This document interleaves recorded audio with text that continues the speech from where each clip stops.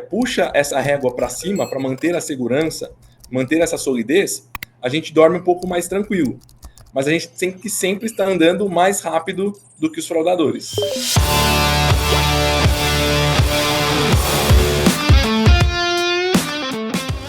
Olá, pessoas! Vocês estão ouvindo o The Math?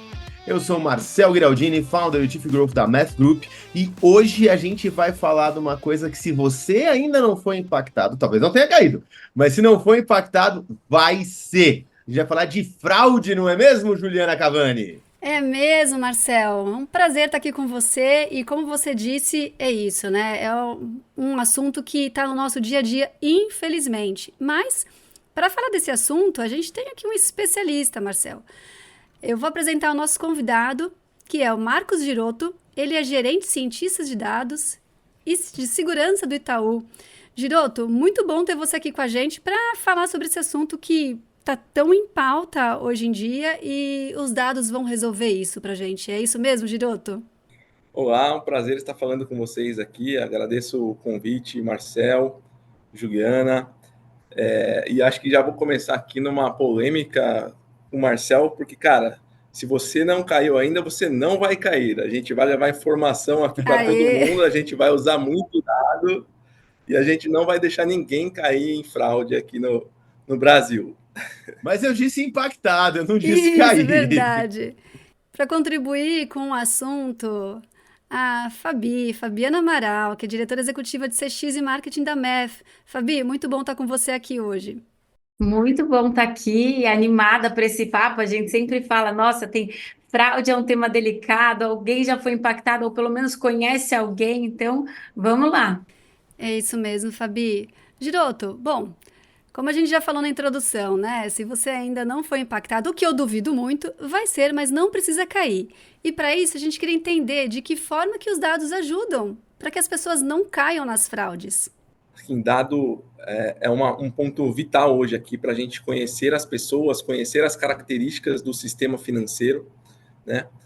E fazer essa defesa.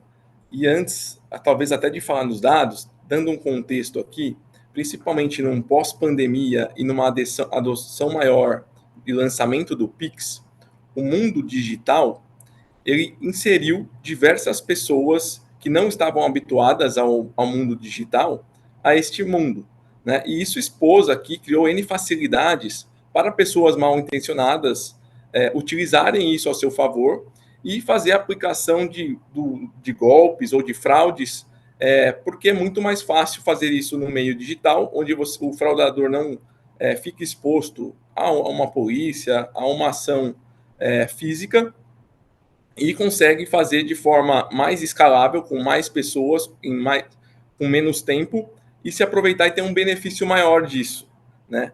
O mundo digital não é possível você fazer uma segurança como no mundo físico através de pessoas ou de barreiras físicas, né? Então eu vejo os dados aqui como sendo essa primeira barreira e a mais importante para a gente impedir e prover essa segurança aqui para esse ecossistema financeiro. Tu trouxe um ponto bem importante, assim, que é que é a forma que a gente tem de conhecer as pessoas, né?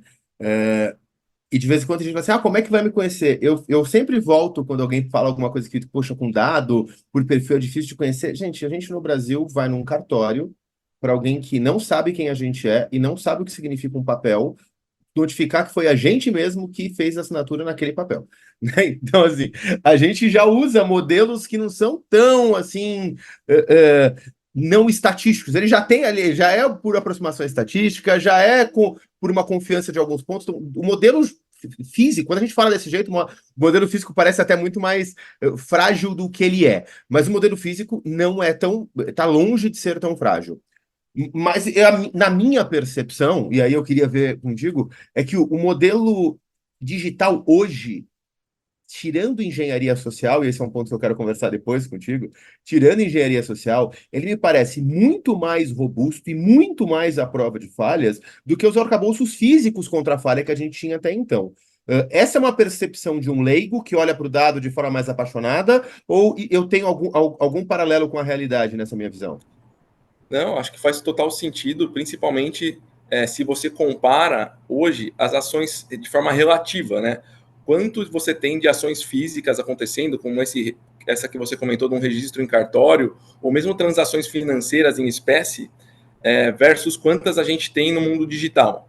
Se você comparar as possíveis fraudes e golpes que acontecem no digital versus no físico, ainda relativamente vai ser muito menor no digital, dado que você tem muito mais transações, né? Então faz total sentido essa analogia.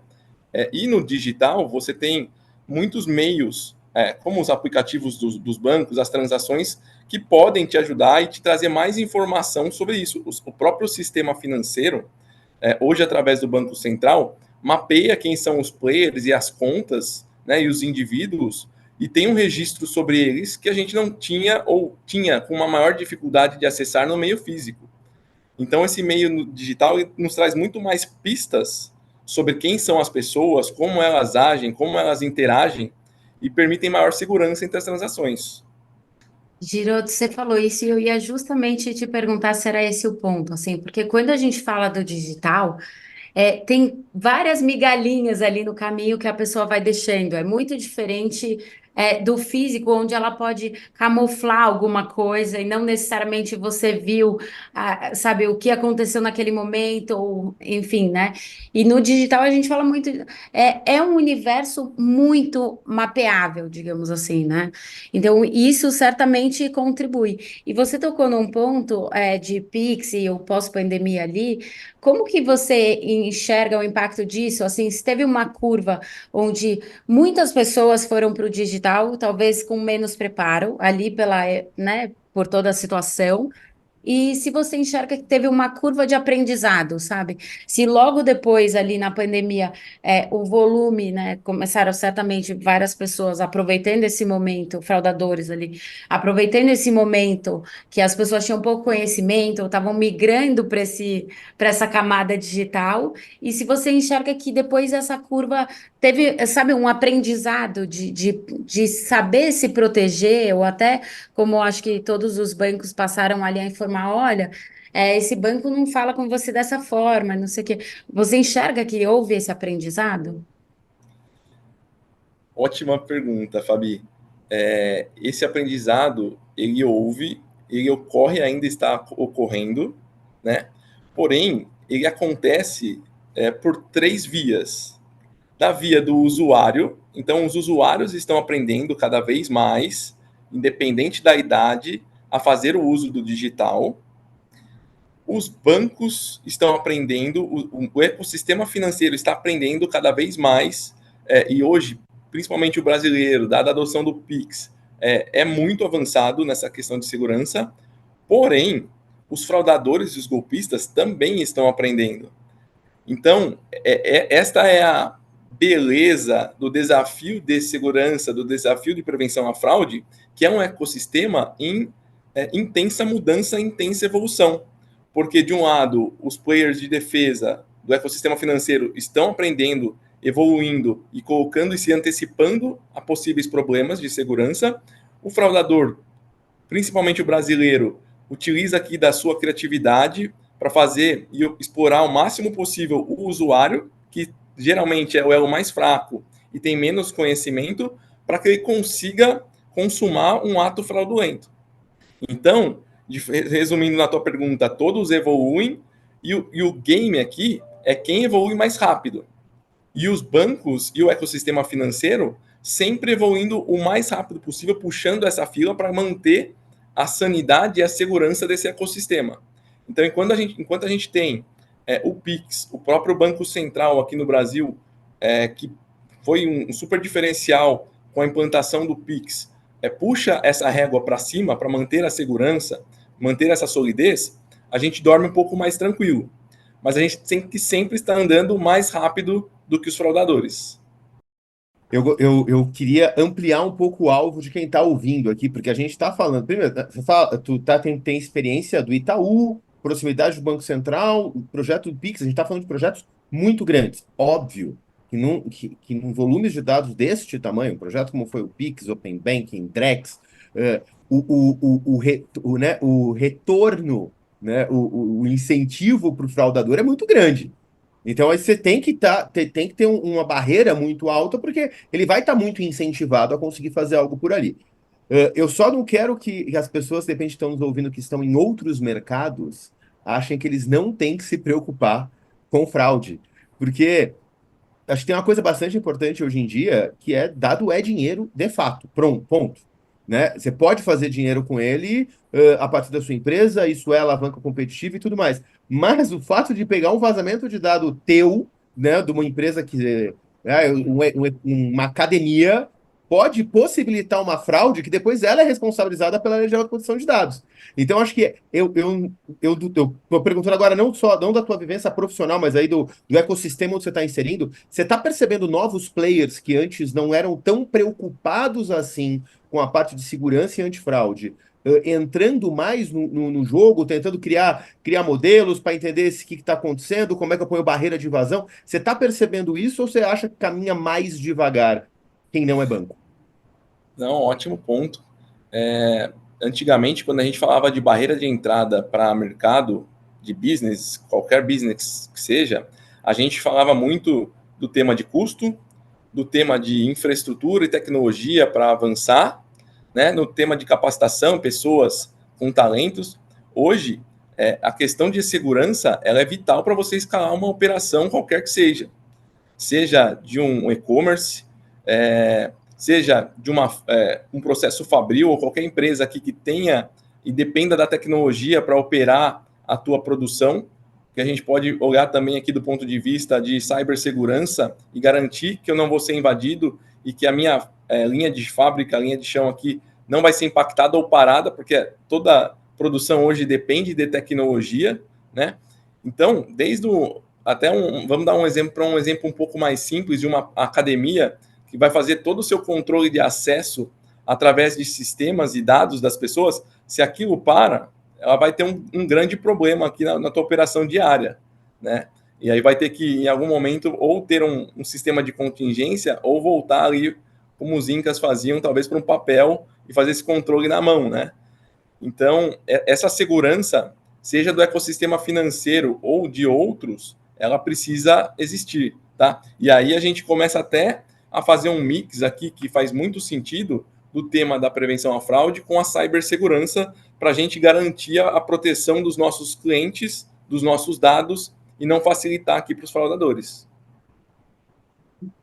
E, Giroto, como você vê, né, aí e vivencia, na sua experiência, toda essa questão da IA generativa, olhando esse tema, né, que é bastante delicado, porque hoje a gente vê um monte de coisas acontecendo e que fica difícil provar que não foi a pessoa mesmo.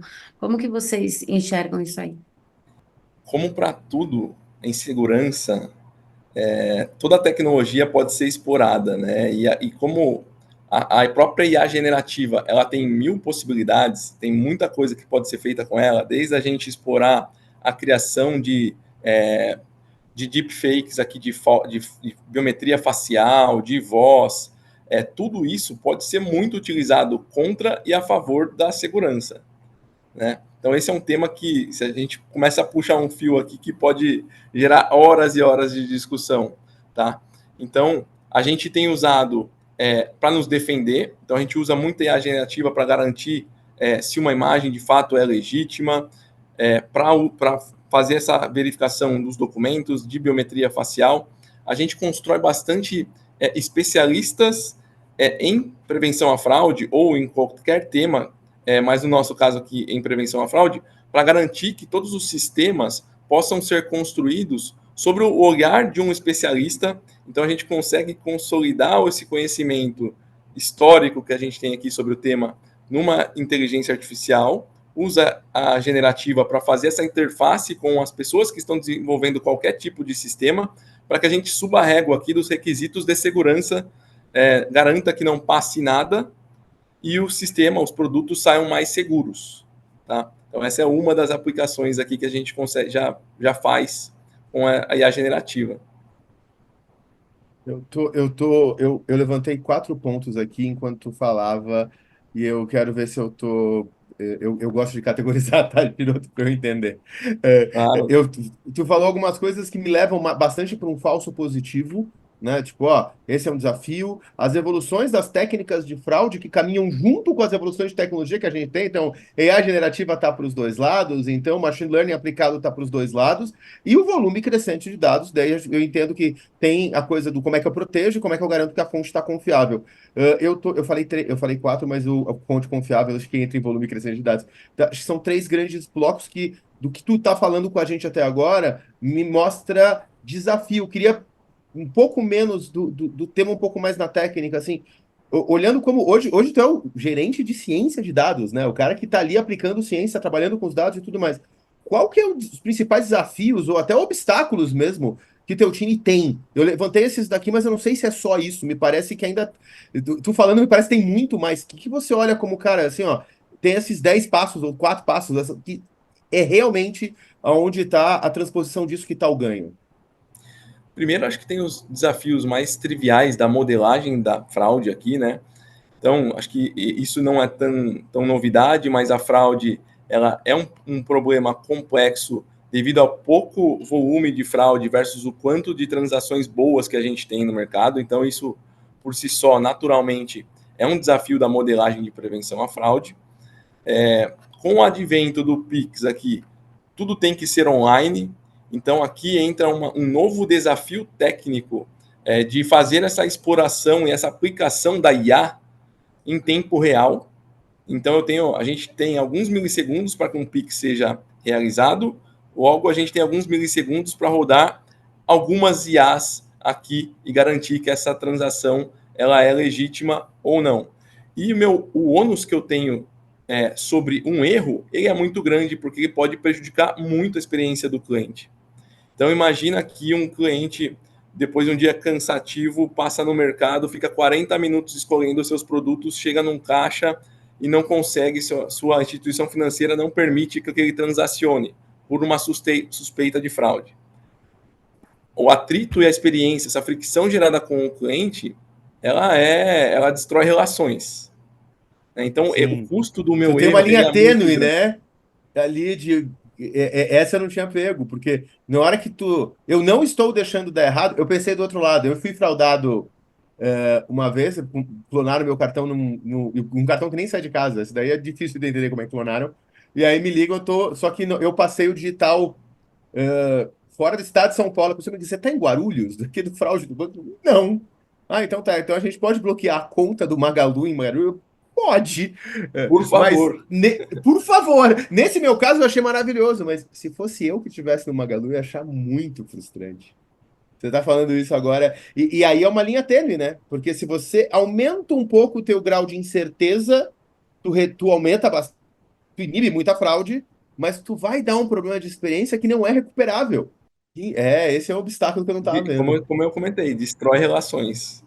E é engraçado porque assim, a gente como cliente final, a gente também tem dificuldade até onde a gente fica feliz com essas travas, porque a gente fala, tá, o banco está se preocupando para garantir que a transação seja verdadeira, garantir que seja eu fazendo a transação e tal. E o ponto que a gente fala, pô, eu precisava fazer um negócio agora, sabe? Aí já vou eu fazer o reconhecimento facial, fazer não sei o quê, ou clica aqui para comprovar que é você. Você fala, ai, socorro, né? Então deve ser um tema bastante delicado, principalmente nessa linha do que o Marcel falou. Você, assim, não pode aumentar o seu grau de incerteza. Você tem que ficar acertando essa calibragem ali para falar, bom, eu preciso garantir a segurança, mas eu preciso garantir a experiência do cliente. Porque hoje a gente está falando de um universo extremamente competitivo de banco, onde antes da pandemia o brasileiro tinha duas contas e pós-pandemia passou a ter mais de quatro contas, dependendo ali. E aí você fala, se você não garantir uma experiência excelente, ele pode trocar, né? E E hoje é muito assim, fácil, né? Esse é o ponto ainda. Hoje é muito uhum. fácil ele fazer a troca, porque com o Open Bank nem o histórico é segredo mais. Se ele vai para um outro lugar, o cara ainda pega o histórico, pode dar benefícios. Então, eu acho que esse obstáculo eu não tinha previsto. E é um obstáculo de negócio, né? Olha que interessante. A gente falou, eu trouxe vários de dados, mas o teu ponto aí que a gente está mais tempo usando é um obstáculo de negócio, porque esse obstáculo é o mais importante. E quem não se preocupar com esse, nitidamente vai ter um problema maior, que é vai perder clientes, vai reduzir os outros problemas, vai ter menos volume, menos gente fraudando, porque ele vai perder cliente. Então, Ou você perde clientes ou você perde dinheiro. Então, se eu É uma nego de escolha forma difícil. errada, né, eu vou perder o cliente que está tentando transacionar lá. Se eu não nego, eu perco dinheiro, porque de fato é uma fraude. E, Giroto, agora que a gente entrou nesse tema, conta pra gente, quando a gente fala assim, como que a engenharia de dados pode ser estruturada, como essa estrutura de dados pode funcionar quando a gente olha para a prevenção à fraude ali, como se governa, como treinar, como aplicar esse modelo, quais são as indicações cruciais aí para quem nos ouvir e tiver com desafios parecidos? boa, Fabi. Eu começaria abordando aqui de forma mais tradicional, de você ter o teu data lake, o teu data mesh extremamente estruturado aqui, principalmente no que tange os dados analíticos, com todo o metadado preenchido para você saber que informação você usa, quais as informações fazem sentido utilizar para a gente ser extremamente ético aqui, né, e não correr em nenhum erro por esta parte. Mas acho que seriam as mais tradicionais. Pensando aqui no nosso mundo de segurança, de prevenção à fraude, acho que o grande desafio é você, deste mundo analítico, que a gente olha e fala de data lake, como que eu levo isso para um mundo online real time, onde eu consigo consumir este meu data lake de forma online. Então, acho que esse é um desafio maior que a gente tem que se reinventar e que não são todas as empresas, talvez aqui, ou o próprio mercado, do ponto de vista do que eu tenho visto, né, na verdade, no mercado, que consegue fazer muito bem. E aí eu carregar tudo isso de forma online para escorar um modelo e responder, este é o grande desafio, tá, da parte da engenharia. Vamos voltar um pouquinho lá para a IA generativa, né? A gente falou um pouco sobre ela. De que maneira aí que os players, e até você pode trazer os próprios casos ou diversos aí do mercado, têm usado IA generativa? Até de forma geral no mercado, acho que assim, a IA generativa vem sendo utilizada para trabalhar muito dado não estruturado. Então, a gente pode aplicar aqui muito no uso e verificação de imagens, desde uma biometria facial até uma validação de documentos enviados, de fotos de documento, etc. Então, a gente consegue identificar anomalias nessas fotos e entender que houve alguma manipulação. E aí, isso vai totalmente direto ao ponto dos fraudadores estarem com essa tecnologia também na mão. Então, se de um lado ele está usando essa tecnologia para manipular imagens, eu preciso garantir que eu tenho uma tecnologia que identifique que houve essa manipulação, né? Então, a gente tem que avançar muito rápido nisso. Na própria questão de texto e imagem, de texto e voz. Então, se tem pessoas aqui entrando em contato com o nosso call center, simulando vozes, ou se uma mesma pessoa entra em contato com uma mesma voz para diferentes contas, então tudo isso tem que ser analisado, e a IA generativa ajuda muito em todos os temas que envolvem esse dado não estruturado. A gente tem aplicado bastante.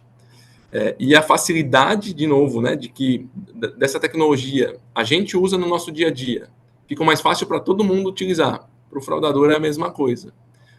E outros tipos de aplicação são as aplicações que facilitam os dia a dia de qualquer pessoa, elas também facilitam o dia a dia de um back-office de segurança.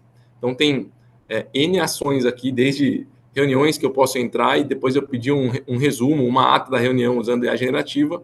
A gente também usa para as ações mais corriqueiras do dia a dia, mais administrativas. Tá? Eu estou tentando me segurar para não falar de engenharia social, mas você acabou de trazer um ponto para mim muito importante, que é o cara simular a voz da pessoa e, né, você tem ali E como é que você consegue o contrário? Ou já dá para conseguir o contrário? Dá para perceber que a pessoa não está numa situação boa, ou que ela está muito fora do padrão, usando modelos extrapolados. Acho que modelos normais não, porque engenharia social. Mas a gente tem um ganho.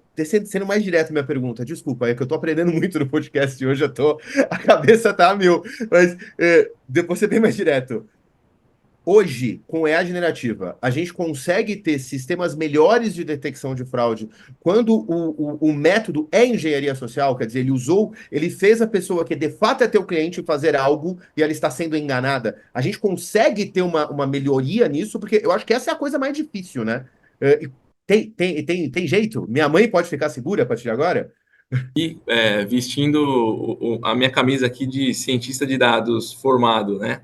Com 10 segundos da voz do Marcel, eu consigo fazer o Marcel falar em qualquer língua sobre qualquer tema, né? Então, o que a gente consegue fazer com a tua voz é a nossa inovação aqui e ideação, capacidade de idear é o limite.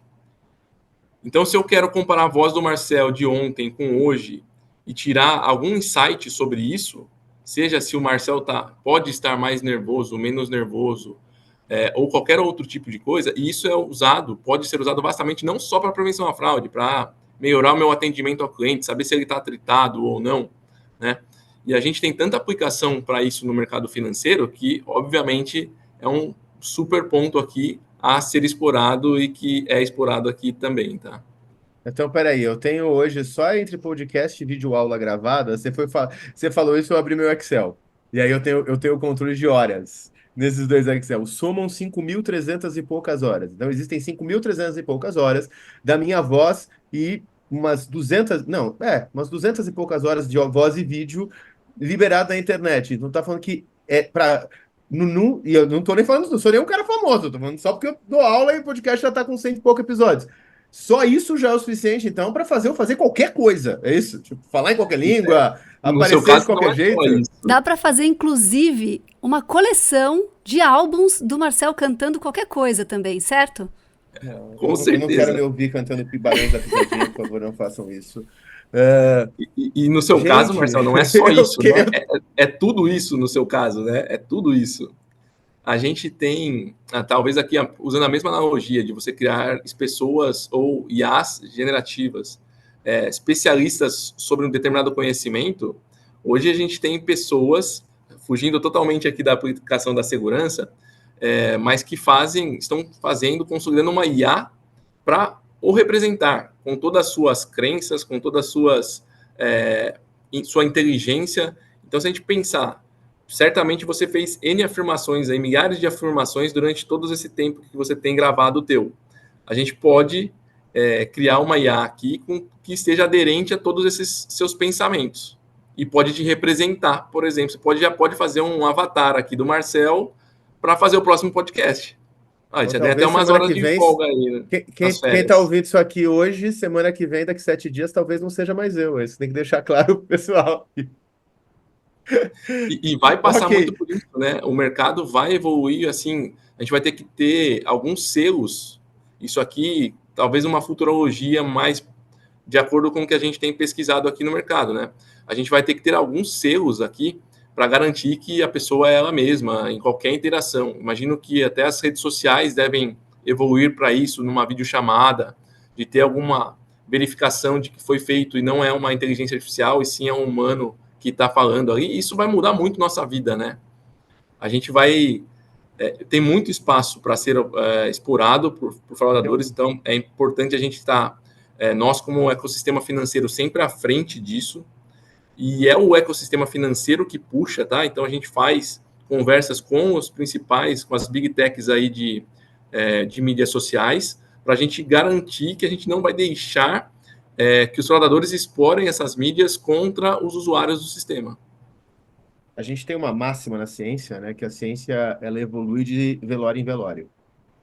Porque quando tem alguém que tem já está muito famoso, muito, né, muito bem posicionado no ecossistema científico, e ele tem uma crença muito forte, alguém tem uma teoria que talvez seja nem só uma teoria, que pode ser provada, mas que desponta essa crença, ela não tem muito espaço até esse cara sair de cena. Neste caso de fraude, tu está me falando em evoluções que vão mais rápidas, elas nitidamente vão ter que ser mais rápidas.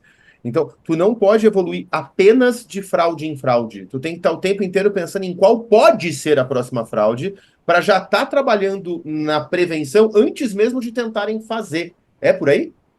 Exatamente isso.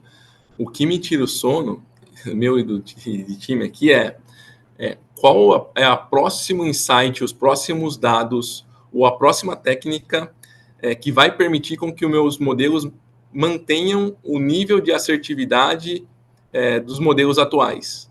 Tá. Então, eu estou aqui, release a release, de cada versão dos meus modelos, pensando em como eu inovo para que eles continuem garantindo a segurança do ecossistema financeiro.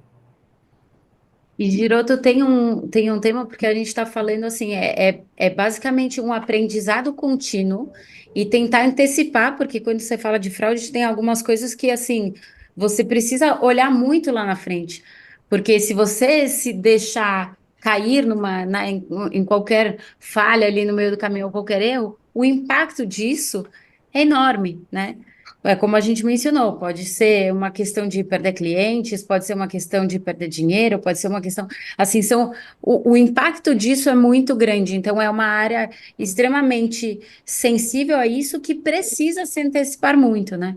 Como que você, assim, como que vocês estão estruturados hoje, né? Você falou, putz, a cada release a gente vai olhar para ver e o quanto você acha que os bancos hoje estão preparados, assim, já olhando para frente, ou o quanto eles aprendem errando ao longo do caminho, sabe? É muito mais inteligente a gente aprender com os erros dos outros, né? Então, o próprio, não só o Itaú, mas o próprio Febraban e o Banco Central, a gente olha muito para outros países que estejam mais ou menos avançados, que tenham diferentes tipos de risco ainda não explorados aqui. Então, quando a gente vai olhar o mercado asiático, a Índia tem um ecossistema bem interessante. Então, a gente está sempre observando o que está acontecendo lá para antecipar esses riscos aqui. E também trabalha muito a ideação interna para a gente pensar em novos riscos que podem acontecer a cada tecnologia nova que sai. Então, a gente acompanha muito aqui as tecnologias que vão ficando na mão. A mesma tecnologia que está na mão da Fabiana está na mão de qualquer outra pessoa. Quais as possíveis ações que podem ser feitas a partir do uso dessa tecnologia que podem prejudicar o ecossistema financeiro? Então, fazer isso de forma proativa e recorrente demanda muito tempo aqui, mas é o que nos mantém um passo à frente. Então, esse exercício ele é feito de forma recorrente e incansável. O maior sucesso da prevenção à fraude é quando ela de fato não acontece. Giroto, você lá no início do episódio falou, né, que o game é quem evolui mais rápido. Agora, eu entendo, né, pensando do lado da empresa e do lado do fraudador, né, essa competição entre aspas. Mas e a gente, assim, os usuários comuns que não têm esse entendimento, como que eles podem fazer para se preparar? Porque precisa ficar muito antenado. Qual dica que você dá para que a pessoa, mesmo com toda essa evolução, não caia na fraude? Essa é uma pergunta extremamente complexa, porque cada pessoa tem um perfil. Talvez pessoas mais novas, no geral, vão estar mais antenadas às tecnologias mais novas, e pessoas de um perfil diferente, que não estejam em grandes capitais, ou, sei lá, tenham uma idade mais avançada, vão estar menos antenadas a essas novas tecnologias. Idealmente, a pessoa deveria buscar conhecimento, mas acho que tem um outro lado importante, que é a gente enviar conhecimento para elas. Então, esse podcast aqui, por exemplo, pode chegar a qualquer pessoa, e eu tenho certeza que ao ouvir esse podcast, ela vai estar mais ciente dos riscos que ela pode correr e nos ajudar a prevenir algum tipo de fraude, né? Então, a gente até tem um jargão aqui de que a proteção ela é sempre feita pelas duas partes, né? A gente costuma falar que a gente juntos protegemos em dobro. Então, a informação chegar, e aqui o Itaú tem se posicionado, inclusive, nos grandes meios aqui para passar essas mensagens, ela é muito importante. Eu tô aqui ouvindo e eu ouvi teu primeiro ponto ali. O maior sucesso de prevenção à fraude é quando ela não acontece. É óbvio, né? Depois quando a gente ouve. Mas daí eu fiquei pensando uma coisa. Você falou que você tem que evoluir, inclusive, para ter um insight, qual é o insight que o cara pode ter. Então, talvez tu crie modelos que estão esperando que se faça uma fraude que ainda não aconteceu. Quando você faz esses modelos e a fraude não acontece, ou ela nem tenta acontecer, você considera que aquilo foi um desenvolvimento inócuo? Ou qual é o indicador de que, não, não, cara, se um dia vier, tá aqui, mas como é que você pondera esta evolução para aquilo que ainda não aconteceu? É difícil, né? Mas acho que o indicador mais direto é a gente poder deitar e dormir à noite tranquilo com a cabeça no travesseiro. Boa.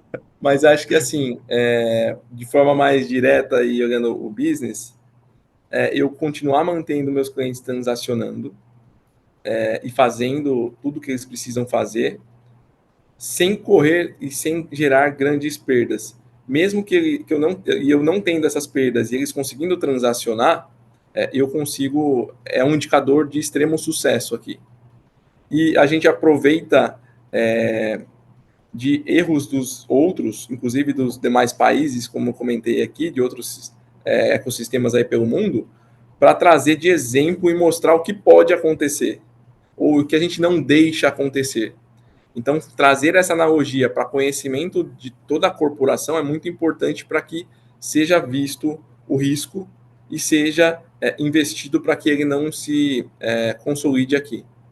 Giroto, você até já respondeu algumas coisas ali, mas uma pergunta que a gente gosta de fazer, quando você está falando assim dos seus indicadores olhando para a sua área, né? Quais são os números, além de dormir tranquilo, né? Ou quais são ali os elementos que você fala, putz, esse aqui é o norte. Acho que o principal hoje é visão cliente, então é quantidade de impacto aqui que eu não gerei nos clientes, ou o mínimo de impacto que eu gerei nos clientes. Acho que esse é o grande objetivo, né? E aí, ao fazer uma negada, a gente consegue, de N formas aqui, saber se eu acertei ou se eu errei.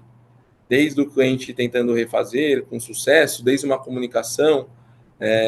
A gente usa bastante comunicação com os nossos clientes através de mensagens, com WhatsApp para confirmar algumas ações, né? Então a gente consegue medir isso e isso é um dos principais drivers aqui para a gente garantir a experiência do cliente.